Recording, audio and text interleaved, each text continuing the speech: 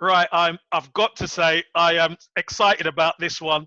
Who are you, Alan Big Al Myers, my old mate? You've worked at Everton a couple of times, haven't you, Big Al? You've worked at Everton, and you're still a massive blue. Works in the media. I've had the pleasure of working with you in the past, which is great, and I think this is going to be really interesting for not only Blues but all football fans, to be honest. So, Big Al, question one: can you remember your first game at Goodison? I can, but first of all, I just want to say that the pleasure was all mine working with you. I promise you, all mine. But yeah, I can actually remember. Funny enough, that my first time going to Goodison wasn't for a first team game. I used to go to the reserves, Right. and even you'll remember, I guess, in those days, you played the reserve games at the home stadium That's on the right. Saturday when the first team was away. And of course, the reason I became an Evertonian, just so people know, was the lady across the road called Mrs. McGee. I used to cut a hedge and wash a car and all these sort of things as a kid. Yeah. I was about 12, I think, 10 or 12.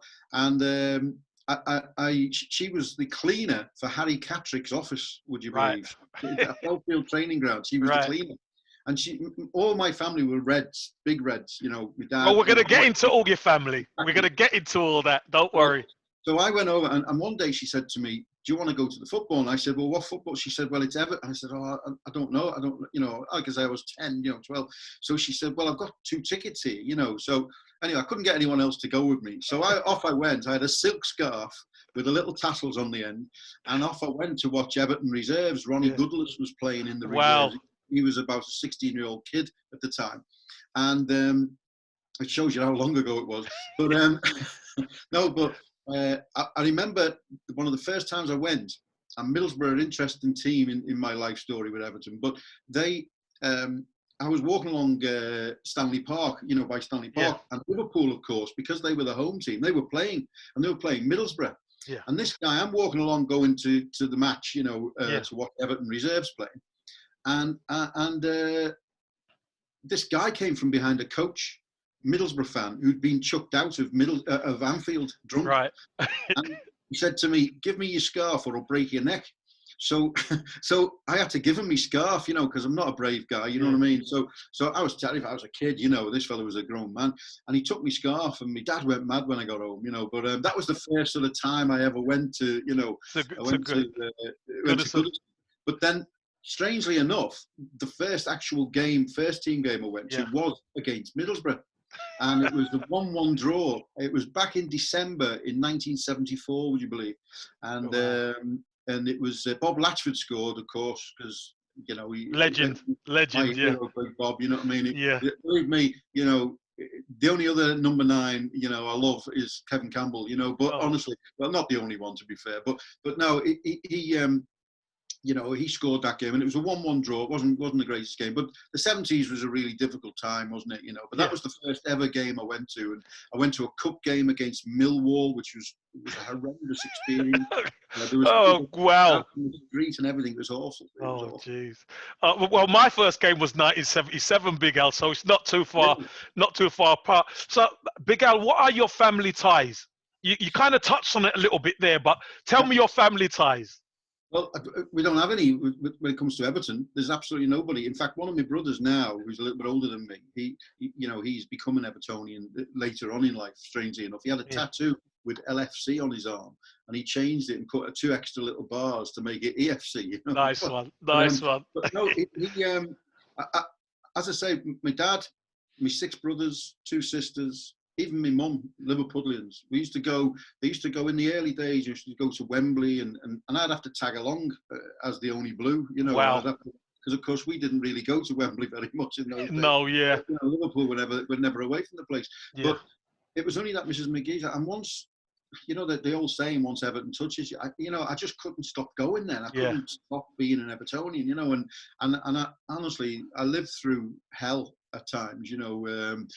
One particular night we were both going for the title, I think, in the 80s, and Everton were away at Oxford, and they, I don't know whether we drew or got beat, I can't remember now, but Billy Hamilton scored late on.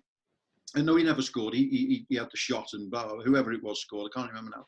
And Liverpool were winning at the same time in the other room. You know, we Yeah. had the telly on in the other room, and next minute, all my family come running in, piling on top of me. You know, because obviously they'd won the league because of that. You know, I think they'd beaten Leicester on the night, and we either got beat or drew against Oxford, and it was you know, so really tough times growing up. Painful times, Big. It sounds painful, Big Al. Not painful, mate. Honestly, I promise you. And imagine, you know, you're an Arsenal fan, aren't you? Yeah. So, but you know, I can imagine like living in a whole house of Tottenham fans. I couldn't do it, Big Al. No, I'll be honest with you. I no. just couldn't do that, honestly. I went out a lot. I know that. I'm sure you did. I'm sure you did. Big Al, so just let us know, when did you start working for Everton the first time? Well, it was back in '96, strangely enough, and I hate saying this, but it was literally just the year after we won our last trophy. Yeah. You know, so if ever you're looking for someone to blame, It's Big Al's fault. it's all my fault.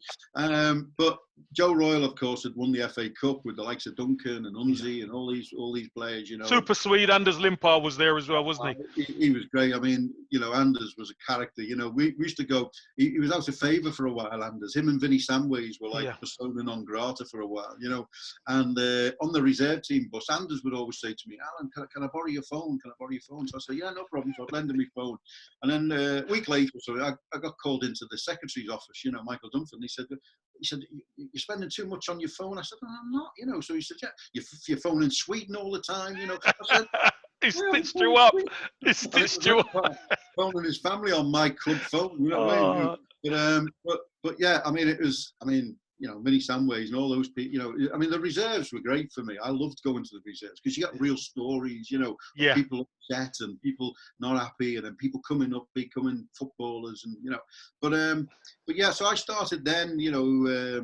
With Joe, and Joe was the most welcoming of people I've ever met. The lovely man, yeah.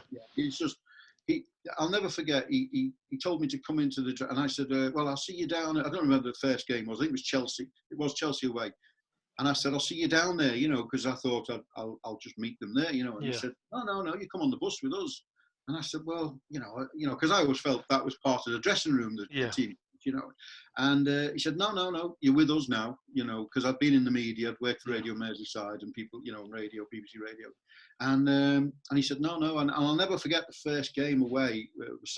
I sat myself at the back of the bus. Duncan had this like bed, you know, like as he would always, you know, and he had this bed, and I was just sort of sat behind, right at the back, keeping out the way, because I was a little bit nervous, if I'm being honest, Kev. You know, you know, you're in awe, aren't you, of these lads, and just as we got down the King's Road, I heard the shout from the front, you know, where's Myers? And I said, I'm here, Gaffer. It was the Gaffer, you know.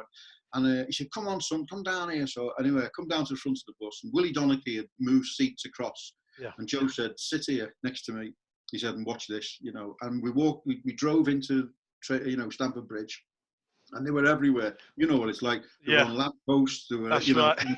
And I'll never, ever feel that feeling again, you know, because it was just, you just beamed with pride, you know. And you knew why people played for Joe Royle, you know, because he just made you feel. And I was a press officer, that was all, you know. I'd have been there weeks, you know, but, you know, fantastic. Yeah, made you feel good. But you know, managers like that are few and far between, Big Al. Look, I want to move on to something which, as an Arsenal man, you guys, Everton, done us a right favour. Please, can you tell me your experience at the Everton versus Spurs FA Cup semi-final? Oh no, that's up there at the top, you know. Yeah, because I think that experience, your explanation of this, a lot of fans will love to hear it. I mean, you know, it was. We shouldn't have been there. First of all, you know, we were the underdogs. You know, we filled 3 sides of Ellen Road. It was at Ellen Road, and it was unbelievable time. You know, and like I said, I wasn't working at the club at that point. You know, I was a fan. You know, I was working for Radio Merseyside, but I had a day off and drove up there, and I couldn't. I'm terrible. I don't watch games. You know, when I go to the match, I don't watch them. I stand outside and I walk up and down Goodison. Nervous. I walk up and down Goodison. I'm all right. You know, even if we got beat, I'm okay afterwards. I'm not. I don't dwell on it or anything like that. You know, but during the game, when you can actually do something about it, a bag of nerves. So of course, I can't remember how it went. The game. I think we went 1-0 up, if I remember right. Yeah, we went 1-0 up, and then actually trying to remember games is really difficult for me. And then, of course, Klinsmann got a penalty and which should never have been. But anyway, let's not go into that. But he, so I couldn't stand. That was it. I was down, back into the You're concourse gone. on Ellen Road. So what I did for the rest of the game, which was a long time, I just had to look through the little gap, where the steps were, Yeah. and I knew if the heads were going that way, I knew that we were on the attack, Yeah. and if the heads were looking that way, I'd go off walk and biting my nails, and I was like this and like this. Anyway, when we got to 4-1, Daniel Anacapci got the fourth, I had the bravery. It was about 40 seconds to go. I had the bravery to go back up and just watch and I was all like this then, Yeah. But no, it was, that was the most unbelievable experience. And then one of the funny things, which the person I'm going to tell you about actually pulled me up about it when he came and joined the club, was Nick Barmby. Right. He was playing for Spurs that Played for day. Spurs at the time, yeah. And at the end, and I don't mind saying I'd had a couple of drinks, which is not like me, I don't drink, so it only takes like a shandy and a half to get me going, and I'd had, so I was a little bit, happy, so I've walked past and there's the team bus, the Spurs team bus, and they're all sitting on, there's about 5 or 6 players sitting on it waiting for the manager to come on, as they do. Yeah. And there's Barmby sitting in the window, and I went up and I'm like this to him, doing, this, and he looked at me and he just stared at me, as if like he was gutted, obviously. And he remembered me from doing it, when he joined the club. He said, I remember you come and pull faces at me on the bus. I said, I did. Yeah, that's right, yeah. Yeah, but that was the most wonderful day ever for all Evertonians, because people just didn't think we were. They wanted Tottenham Man United in the final, the dream final. Yeah. And we absolutely battered them that day, and both on the pitch and off the pitch as well. I don't mean outside, I mean in the ground. The actual fans were just superb. Big Al, did you go to the final? I did, yeah. Honestly, I sat next to, would you believe, because at Radio Merseyside, we were helping with the, I think it was Littlewoods at the time, and we were doing like a big thing with them. They supplied tickets, and we went promotion, and I was in the Olympic Gallery. Would you believe? Wow. Because we got invited, and I was sat next to. You're going to laugh at this. I was sat next to Roger Hunt, Gordon Banks, wow, and a player called Tony Green, former Scottish international, and I sat and watched it up there. And of course, you know what it was like. It was a tense game, and we didn't know. We always felt that Man United could score a few goals any time, but then Neville Southall was making saves like the genius he was, and I remember at the end I was like completely gone, because we just, So did you watch the whole game?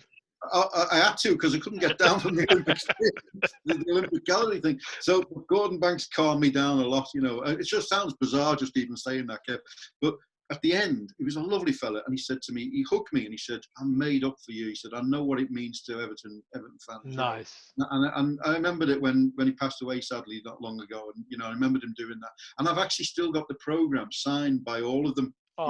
Fantastic, man. The players, no, that's brilliant. That's brilliant, Big Al. That's brilliant. Big Al, there's many people who's no longer with us. Howard Kendall. What was it like working with him? Because I believe you worked a bit with him off the pitch. So yeah, I did. And you mentioned people who are no longer with us. Of course, Rocky this week. That's right. Yeah. What a great player he was. But Howard was. I mean, I got basically, to know Howard well, sort of in the not great times, if you know what I mean. Howard was a character. He's very different to Joe. He's very much all about the lads and didn't really want anybody else. And I understood that, and I honoured that, and understood that properly, But he always made you feel welcome. He always made you part of it, to a certain point. But he was a great character. You could see, even though it wasn't, there's 2 incidents really which I must mention, and the first one was we'd been playing away at Coventry in the cup early on in the season, and we got beat. It was terrible. It was a terrible performance, And he went on the pitch after the game and started having to go at the players. I remember Craig Short and people like that, and there was all kinds of shenanigans going on. And of course, I'm the press officer, and you have to explain what's going on. I'm going, I don't know, So anyway, I run down the tunnel at Highfield Road, and I go in, and I said to him, Gaffer, what are you going to say about this? What about, lad? I said, about you going on the pitch and having to go at the players. He goes, No, and he said, I wasn't having a go at the players, lad. He said, didn't you see the kids trying to get on to hit them? I said, no, and there was no, and that was his excuse. And that's Right. how he would get out of it, you see. And I said, Covered. they're not buying that, you know what I mean? Yeah, No yeah. one's buying that. I mean, him and Shorty nearly had a boxing match on the pitch, you know what I mean? And anyway, he went up and he spoke to the press and he said, no, I was trying to protect my players from a load of kids coming on, and Yeah. listen. And that was the way he was. But then the next morning, we're in the bottom three. We've been knocked out the League Cup by Coventry. And I go into the training ground and he's sat in his boxer shorts, as he often did, with a big, large, 7, 8-inch cigar, in his little room. And he's like this, watching This Morning, Richard and Judy. Right? Yeah. And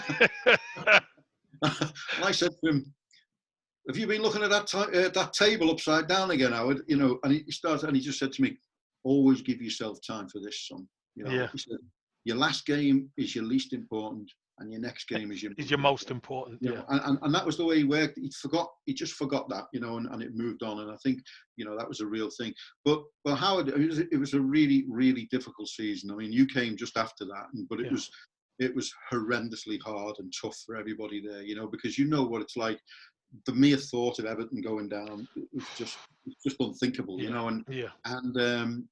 and we came as close as you could ever come.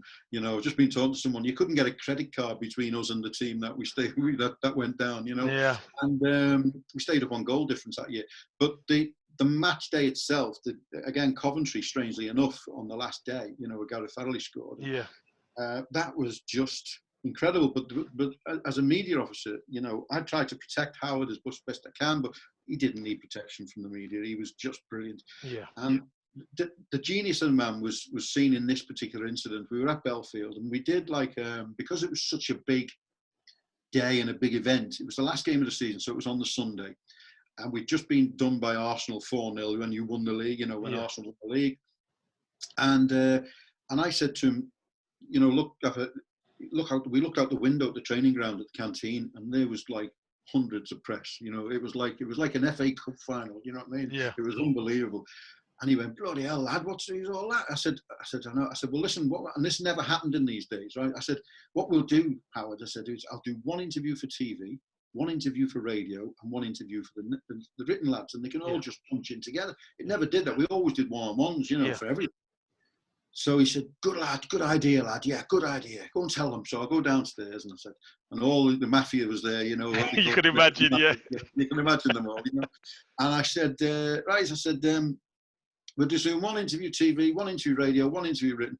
Well, there was bedlam, everyone's got Richard Tanner of the Mirror, everyone coming out, well, you can't be doing that. So I said, well, that's the way it's going to be. So anyway, out comes Howard from the training ground. And they all run over. Howard, Alan Myers is saying can only do one interview. And Howard looked at me and he went, what are you saying that for, lad? Let them all have their interviews, And it was genius because all of a sudden I was the villain. Yeah. He was the hero, and he knew the pressure that was going to be in those press conferences, in those interviews. And all of a sudden, people just wanted to be good to him, and be nice to him because he'd allowed this interview. Very smart. But took the level down, yeah. He was genius. He was genius. And I didn't mind being the fall guy, you know what I mean? That's my job in a way, but it was a lesson I learned that day, that you can really kid people in that respect, not in a bad way, not in a deceitful way, but just in a way where you can make things better for yourself. Yeah, that's very, very smart, Big Al. Big Al, because you've been on the inside at Goodison Park, what's your thoughts on the Walter Smith era? And could you explain to people what Archie Knox was like? Because many have no idea. What time does this go out, Kevin? Yeah, well, listen, it's only for adults, Big Al. No, listen, Walter and Archie were fantastic. I remember picking Walter up from I came back from the holidays, and one of the first jobs I had to do was to go and pick Walter up from the airport, Manchester Airport, and I brought him down to the ground. We had a good chat on the day, and they were they were hard work, but they were brilliant. I loved them to bits, both of them. And Archie was, they played one off each other brilliantly, but they were really supportive, and in my job, you had to have a manager who supported you. You couldn't have a manager who was working against you, or and it was a really difficult fine line to walk, between doing what the club wants and doing what a manager wants. But but Walter was so dry and so, you know, I mean, they were brilliant. But Archie, what can you say about Archie? But I mean, one of the funny moments was actually involved you, because you, of course, you'd signed, Yeah.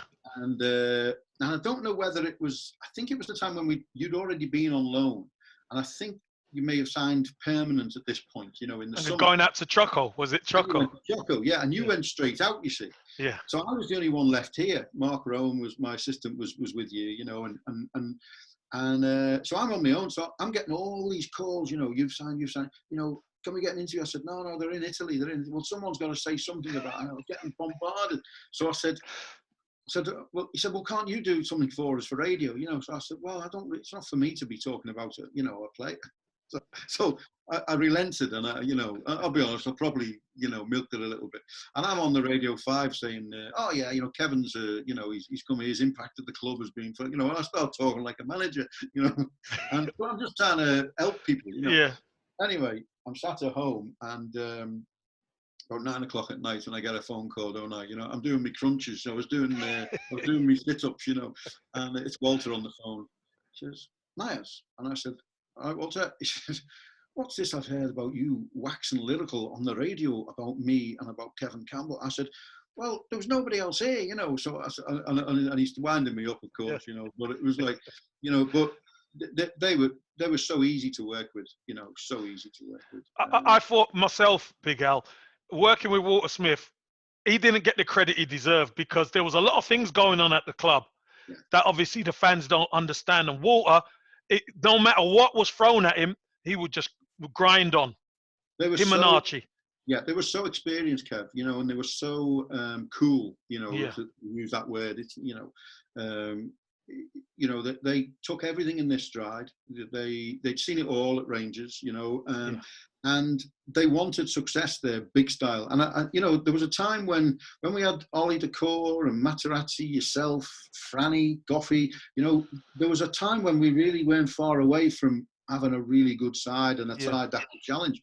But there was always, I remember standing at Belfield and we looked out the window, the coach's room. You remember the coach's room? Yeah. And, you know, and I was stood with Archie, and it was one afternoon, and we were just standing, everyone had gone, you know, and we were just looking, and I don't know what had happened. Some, you know, we hadn't got the money for somebody or whatever. And he said, you can't keep doing this, you know, Al. And I said, how do you mean? He said, we just can't keep doing this. It will go wrong at some point, you know, and you know, and of course, you know, gladly it hasn't, you know, but he was right. You know, it needed investment, it needed money, you know, and if you're going to do that, you couldn't do it without some sort of, and he, you know, I mean, you know, we've heard other managers since say they go into a gunfight with a knife, you know, well, Archie and Walter were doing that week in, week out. You know, they, you know, there was a bit of money at the start to bring all those players in, but once a few of them had gone, it was never reinvested. And of course, the big one was when Duncan went. You know, that night was just ridiculous. I went up. It was half time. Of course, we were playing Newcastle. You know, and I went up to the press room. I saw Michael Dunford. I said, Michael, there's lots of people saying that Duncan's leaving. You know, but. And I've seen Walter at half time, but I'm not going to bother Walter, you know, because he's in the middle of a game, you know what I mean? So Michael Dunford says to me, rubbish, it's rubbish, Mr. Myers. So I said, okay. So I go up and I give, you know, proclaim to the whole press lounge, it's rubbish, absolute rubbish. No, what? I said, it's rubbish, you know. Official, is that official? Yeah, official, you know. So on the way down the stairs, there's a little, Big Al. there's a little room, there's a little chairman's office. And I thought, why is that door open? You know, it shouldn't be open. So I put my head in, and there was Ruud Hullett, Duncan, his agent, and they were signing the contract. They were actually signing the contract. And I can imagine how I felt at that point. You know what I mean? I thought, no, you know, I thought, what am I going to do? So, and the next minute we had to get Duncan out into the street to a car, you know, and the game's still going on. Ruud Hullett come back down and take his place on the bench. And, you know, and as I saw Duncan driving away, and there was this kid hanging onto the wing mirror of the car as he's going down Goodison Road, shouting, "Don't go, Duncan!" You know, and it was just madness, you know, absolute madness. So, you know, when you have all that sort of stuff going on, you know, just one funny moment with Walter though was when he first started. I won't name the director because it's not fair, you know. A director had come to see him, you know, in his room to welcome him in. So.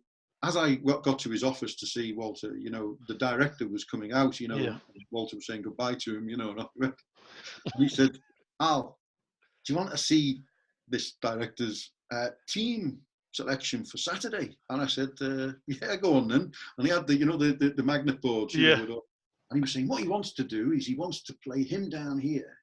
He said, and he says I should be putting him here. He said, what do you think? And of course, he's got, and I'm like, He's tested. yeah, and I'm saying, and this director had gone in and told him where he was going to play him and where he should be playing him, and he's just thinking, God, what's going to happen here, But the two of them were genius, I loved them, and I really, really wish they'd have had more success, Yeah, I do too, Big Al.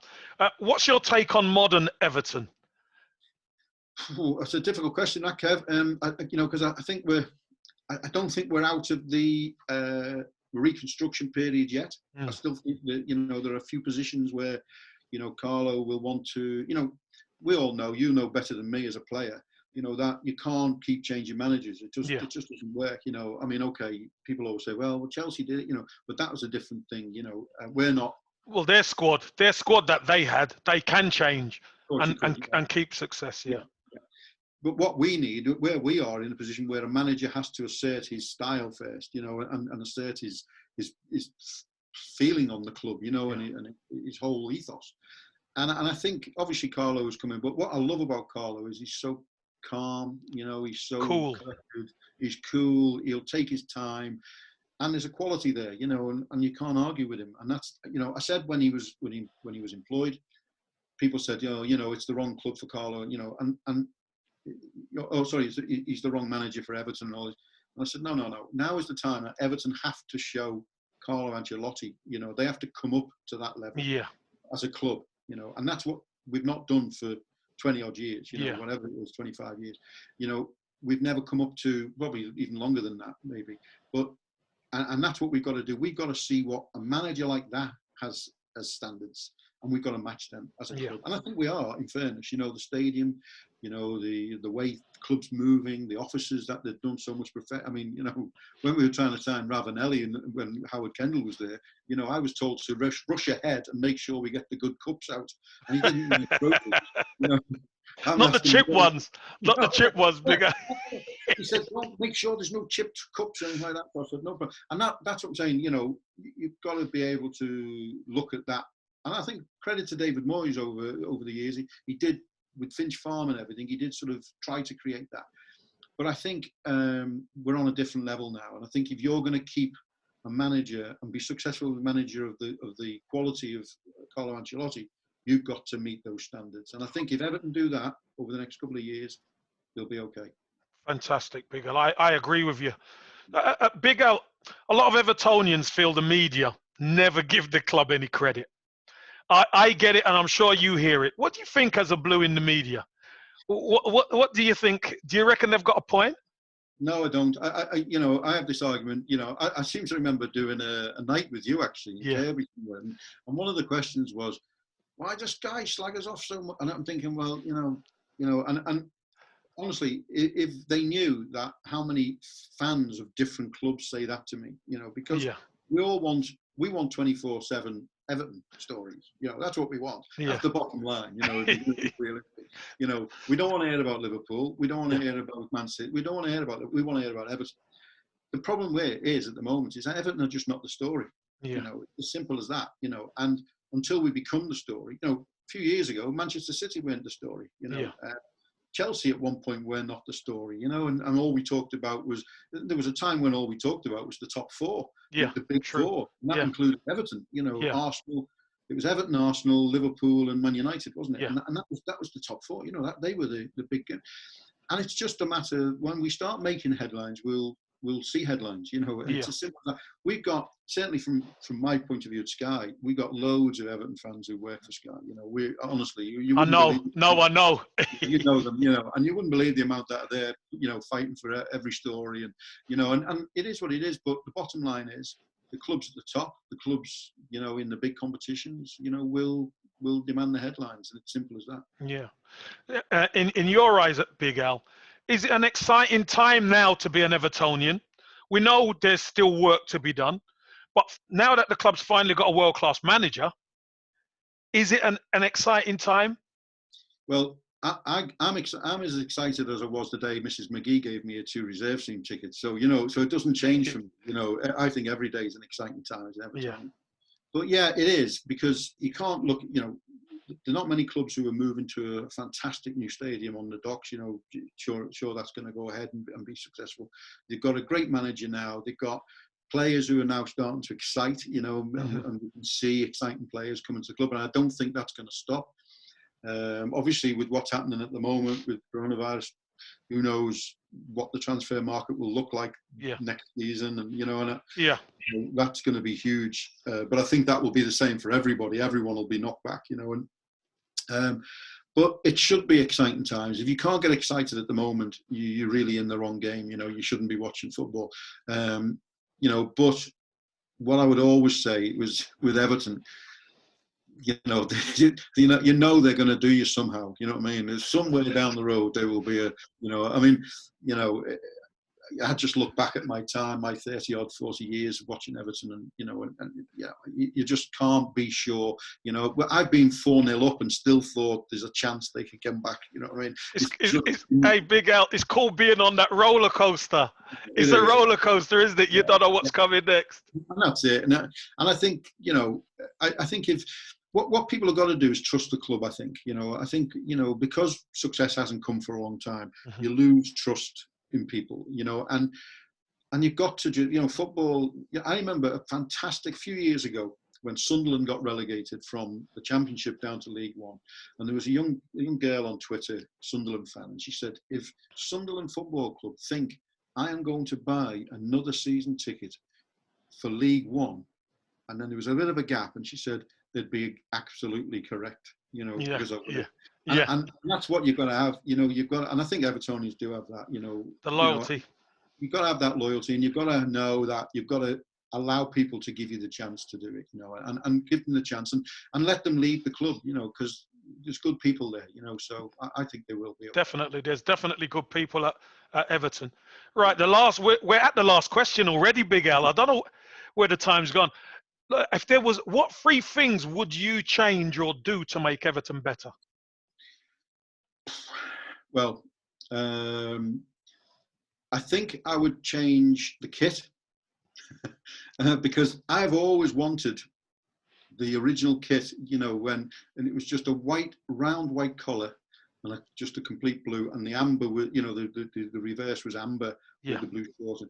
And I'd love to see, us come back in a plain blue. I mean, obviously sponsors are there now, and we have to have all that, but just a plain blue with an EFC on there, not even a proper badge, with an EFC on there. I'd love to see that. Traditional. Go back traditional. Yeah. 2 things. Second thing would be, I think, the atmosphere at Goodison. I think we've lost it. I remember in our day, Kev, the atmosphere was great. It was. I used to love, and this was the only moment I enjoyed on Merseyside Derby Day. Was just coming out when the teams came out, because the noise was just incredible. They hit it a couple of times when they brought the sirens back. New sirens. They got to come.